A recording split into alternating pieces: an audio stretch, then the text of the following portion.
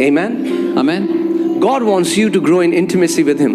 परमेश्वर चाहता है आप उसके साथ गहरे रिश्ते में बढ़ो। So the fathers, what they used to do earlier was they used to take a scripture and then just sit with that scripture and think it again and again.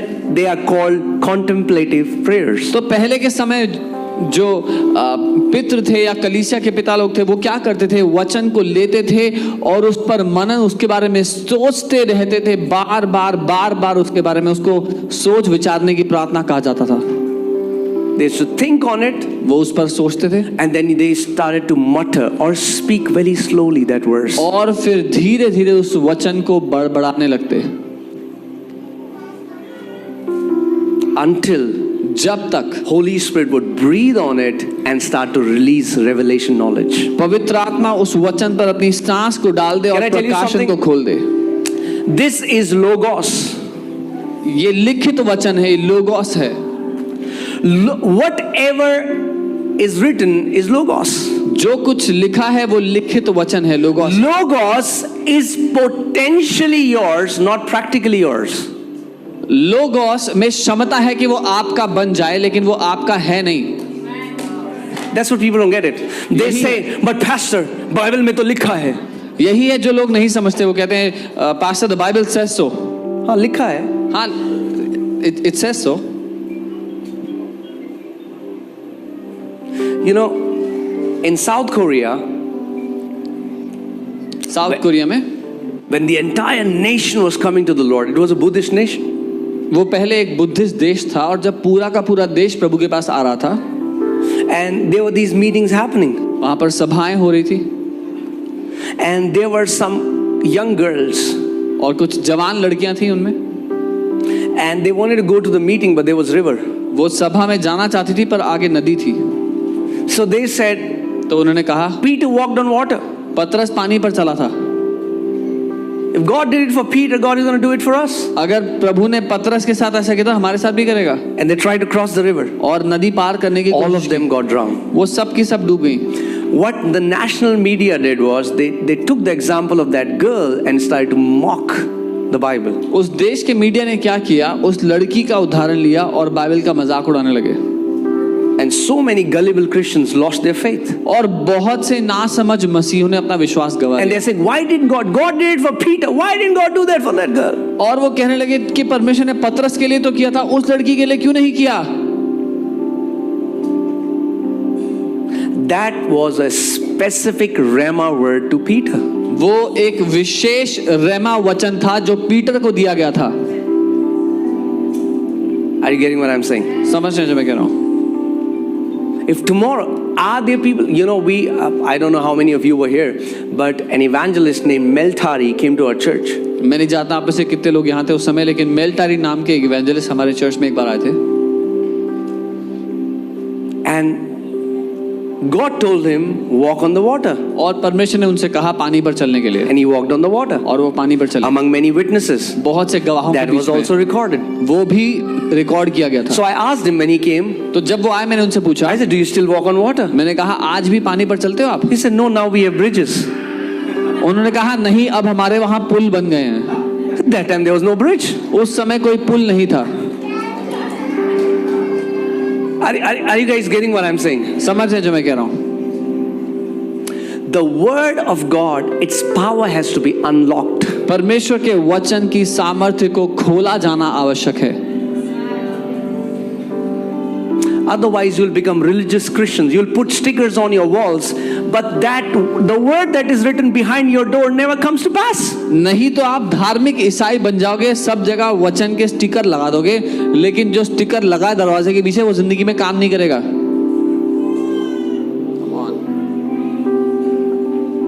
Can I speak the truth in this place? क्या मैं यहाँ सच कह सकता हूँ? You meditate the word until you get a rhema for yourself. When you get rhema personally for you, that scripture starts to manifest in your life. आप वचन पर मनन करो, वचन पर मनन करते रहो जब तक वो वचन आपसे विशेष रूप से बात ना कर ले। जब कर ले तो वो आपके लिए रेमा वचन बन गया है। अदरवाइज आप ये बोलते रहोगे, राजाओं का राजा, ओ प्रभु जी ने कहा है हम जातियों जातियों को उधार देंगे मगर किसी से उधार न लेंगे, धन्यवाद प्रभु। फिर चर्च से बाहर जाओगे, भाई जरा 5,000 रुपए दे दे। Because it has become a religious script, क्योंकि ये एक धार्मिक मंत्र की तरह बन गया। ओ पास्टर मेरा फाइनेंसेस नहीं चेंज हो रहा। Do you know in that scripture is the key for you to never ever lack again. क्या आप जानते हैं उस वचन में चाबी है कि दोबारा कभी जिंदगी में आप कमी घटी ना देखो। परमेश्वर ने कहा है तू जाति जातियों को उधार देगा मगर तुझे कभी किसी से उधार न लेना पड़ेगा। The word of God says you will give to many nations but you will never have to borrow. You will lend to nations. आप बोलोगे लिखा है, You will say it is. फिर मैं क्यों ले रहा हूं उधार? Then why am I taking? यही तो प्रभु आपसे कह रहा है, भाई जब लिखा है तो क्यों ले रहा है? This is what God is saying. When it's written, why are you borrowing? पर पता है क्यों ले रहे हैं कई लोग? Do you know why are many people क्योंकि borrowing? उन्होंने वो केवल एक उनके लिए एक आयत बन गई। Because it has just become a written script for them. ठीक है, स्वैप करते हैं आजा, ठीक है, थोड़ा मैं प्रैक्टिस करता हूँ, हिंदी सर्विस शुरू करनी है हमें।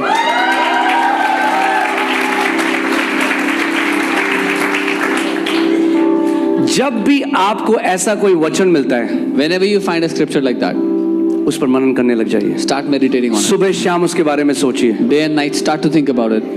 हल्के हल्के क्या होगा, Slowly, what will happen वो वचन आपके जीवन में कार्यशील होने लग जाएगा is that word will start to work in your life. और आपको परमेश्वर उस जगह में लेगा जब आपको कभी किसी से उधार लेने की जरूरत नहीं पड़ेगी।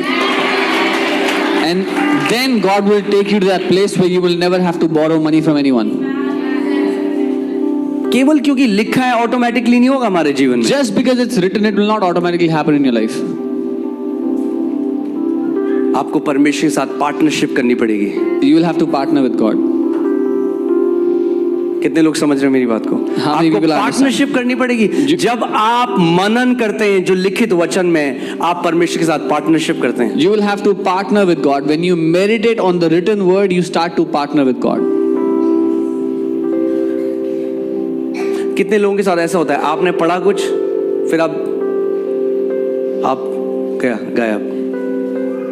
How many people face this when they read something in the Bible and then they forget what they read? चलो कुछ ईमानदार लोग तो हैं इस जगह में। There are some honest people here. Hallelujah. क्यों ऐसा हो रहा है? Why is this happening? शैतान का सबसे बड़ा डर क्या है आप जानते हैं? You know what is the biggest fear of Satan? वो इससे नहीं डरता कि आप चर्च जा रहे हैं। He does not fear you coming to the church. कहते चर्च जाओ, He's like, yeah, good. मगर जब वर्ड हो तो मैं सुला दूंगा तुम्हें। Yeah. But when it's time for the word, I कि will make ताकि you जो speak. बीज है वो कभी तुम्हारे हृदय में नहीं पड़ेगा। So that the seed will never go inside your heart. जब बीज कभी आपके हृदय के अंदर नहीं जाएगा तो वो फल भी नहीं लाएगा। When the seed does not go into your heart, it will not bring any fruit either. इसीलिए बाइबल कहती है immediately he comes. This is why the Bible says उसी समय वो आ जाता है. Amen.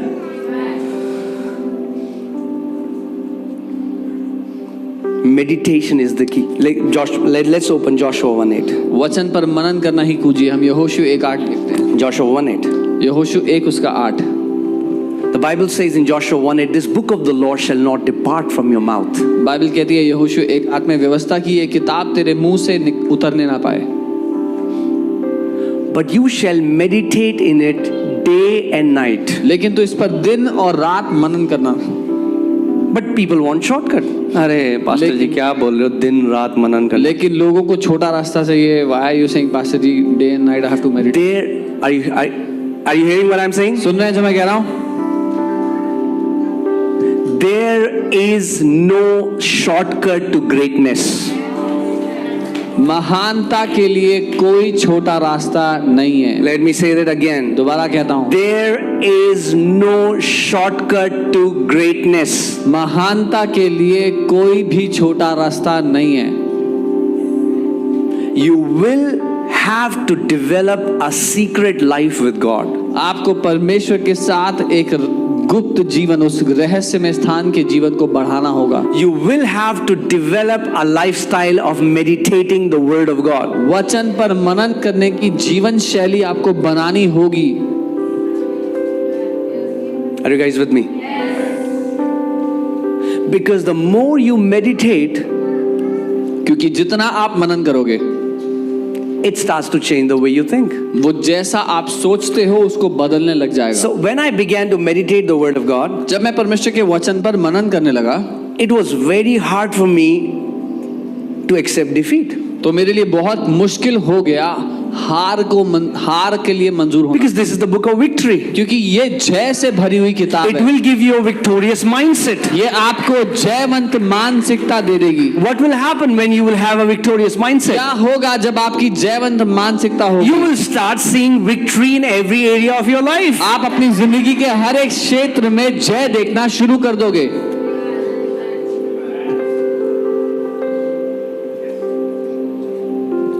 Amen. You know, and I have shared this before, but मैंने पहले भी बताया, दोबारा बताऊं। there are many new people, and it won't hurt you to hear it again. बहुत से नए लोग हैं और कोई नुकसान नहीं होगा दोबारा सुनेंगे जो लोग सुना है। Okay. So, a new family got saved. एक नए परिवार ने यीशु मसीह को, Very new in the Lord. प्रभु में बहुत नए थे, And the woman calls me one day. और वो महिला का एक दिन मुझे कॉल आया And she said, Pastor, can you come over to our house? और कहती, पास्टर जी आप हमारे घर आएंगे। So I went to their house. मैं उनके घर गया And she said, the first thing she said is, और पहली बात जो उन्होंने मुझसे कही वो ये थी, will you break our generational curses? क्या आप हमारे पीढ़ी दर पीढ़ी के श्रापों को तोड़ेंगे?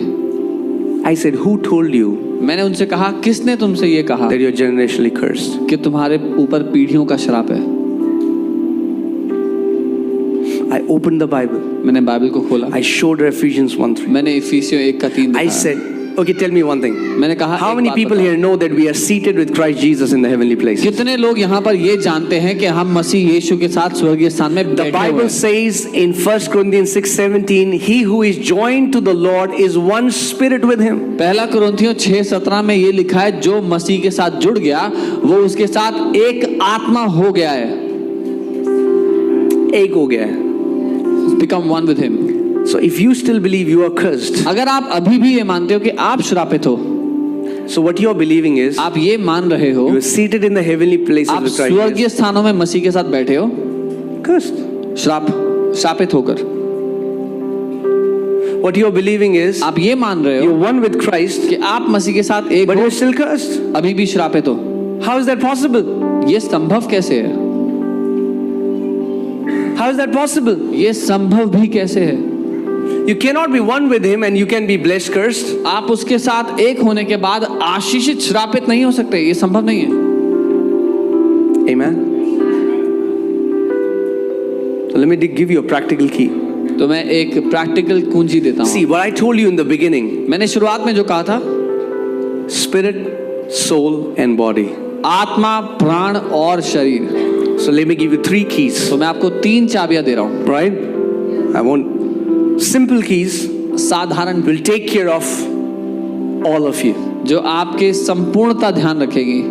First, पहला, pray in tongues regularly. अन्य भाषाओं में प्रार्थना करें लगातार, आदत की तरह। Amen. Pray in tongues. अन्य भाषा If में you प्रार्थना। don't, अगर नहीं करोगे, start doing it. अगर नहीं करते हो तो करना If you शुरू are करो। not baptized with the Holy Spirit, अगर आपने पवित्र आत्मा का बपतिस्मा नहीं पाया अभी it's तक, a free gift. वो मुफ्त का तोहफा है। How many people here don't pray in tongues? कितने Show me लोग hand. हैं जो अन्य भाषा में प्रार्थना नहीं करते अभी You तक? can be unashamed about it. We can pray for you. And इसमें शर्मिंदा होने की जरूरत नहीं है, हम आपके लिए प्रार्थना it is for, करेंगे okay, आपके ऊपर। first know that it's a gift पहली बात वो एक तोहफा है and it's for everyone. और वो सबके लिए है, But it's for born again people. नया जन्म पाए हुए विश्वासियों लोगों के लिए। Do you know that Jesus is a gift for sinners? आप जानते हैं यीशु एक तोहफा है पापियों के लिए। God so loved the world that he gave his son. परमेश्वर ने जगत से ऐसा प्रेम किया कि अपना बेटा So दे दिया। Jesus is for entire world. यीशु पूरी दुनिया के लिए है। Holy Spirit is not for entire world. पवित्र आत्मा पूरी दुनिया के लिए नहीं है। Holy Spirit is only for children of God. पवित्र आत्मा सिर्फ परमेश्वर के बच्चों के लिए है। the helper which Father will send in my name. वो सहायक जो पिता मेरे नाम में भेजेगा. Amen. So, if Jesus is the Lord of your life, अगर यीशु ही आपके जीवन का प्रभु है, अगर यीशु ही आपका प्रभु है, ही नहीं, Jesus alone is the Lord of your life. यीशु ही प्रभु है. Jesus alone is the Lord. फिर से बोलते हैं इसको, यीशु ही प्रभु है. Jesus alone is the Lord of your life. एक बंदा मुझे बोला था, हाँ मैं भी तो यही बोल रहा हूँ पास्टर, मैं भी तो यही बोल रहा हूँ कि यीशु भी है. मैंने कहा यही तो मैं बोल रहा हूँ कि यीशु भी नहीं है, यीशु ही है. यीशु मसीह ने कहा मार्ग, सत्य और जीवन मैं ही हूँ, बिना मेरे कोई पिता तक नहीं जा सकता. He said, I'm the way, the truth and the life. No one can go to the Father except through me. मुक्ति का और कोई मार्ग, There is no other way for salvation for mankind. क्योंकि और कोई नाम दिया ही नहीं गया जिसके द्वारा हम उद्धार पा सकें. Because no other name was given through which mankind can receive salvation. केवल एक नाम, Only one name. एक ही नाम आज तक दिया गया जिसके द्वारा मानव जाति उद्धार पा सके. Only one name has been given till date through which mankind can receive salvation. वो नाम जो हर एक नामों में से ऊंचा है, The name that is above every name. प्रभु यीशु मसीह का नाम. The name of Lord Jesus Christ. Amen. Amen. और उस नाम में इतनी सामर्थ्य है. And that name is so powerful. अब ये सोचिए, वचन कहता है He who calls on the name of the Lord shall be saved. Bible कहती है जो प्रभु के नाम को पुकारेगा वो बचाया जाएगा. मतलब प्रभु बचाना चाहता है ह्यूमैनिटी को, और वो इतना उत्सुक है कि अगर कोई मरते हुए बिस्तर में ये बोल दे यीशु, bam, the Lord will save him.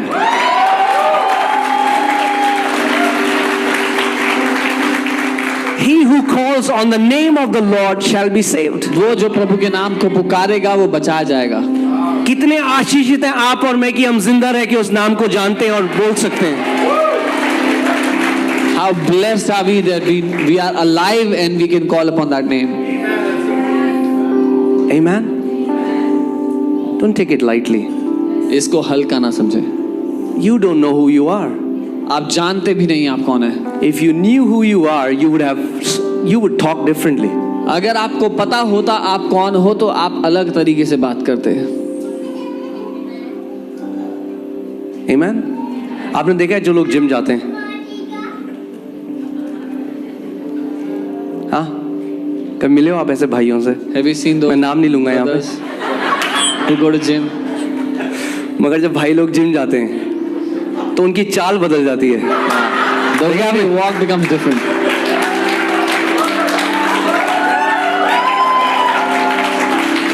They walk differently. उनकी चाल बदल जाती है. जब आप आत्मिक जिम जाते हो तो भी आपकी वॉक बदल जाती है. When you go to the spiritual gym, your spiritual walk also becomes different. You walk differently, you talk differently. आप बात अलग से करने लगते हैं, आपकी जीवन की चाल अलग हो जाती है. बगल वाले को बोलो आत्मिक जिम ज्वाइन कर लो. You can tell your neighbor, join the spiritual gym. Hallelujah. कोई एक दिन में जाके बॉडी बना सकता है? नहीं.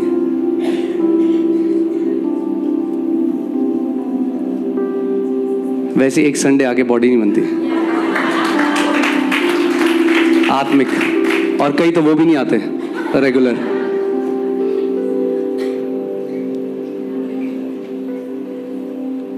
Amen. So, जब भी आप कोई भी वचन पढ़ते हैं, Whenever you read any scripture, हल्के हल्के पढ़ें, read it slowly. कॉन्टेम्पलेट करें उसे, Think about it. सोचें उसके बारे में, Think मनन deeply करें about it. परमेश्वर का वचन क्या कहता है. Meditate on what the word of God is saying. यहोवा मेरा चरवाहा है, मुझे कुछ.